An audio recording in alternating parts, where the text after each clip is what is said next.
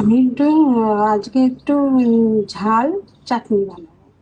ঝাল চাটনি বানানোর জন্য লাগবে ভেলি গুড়, টমেটো, কিশমিশ, কাজু, আমসত্ত্ব। এখানে আমি দিয়ে দিয়েছি পাঁচফোড়ন, আর দিয়ে দিয়েছি শুকনো লঙ্কা। আর আগে আমি টমেটোগুলো ছেড়ে দেবো।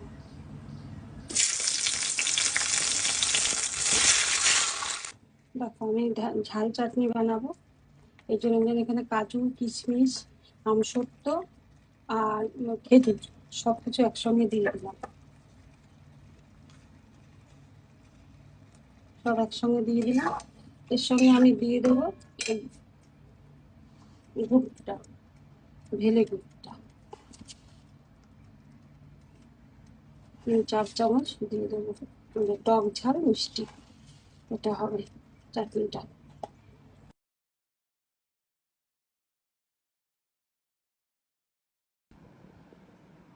এটা টক ঝাল মিষ্টি টমেটোমের চাটনি,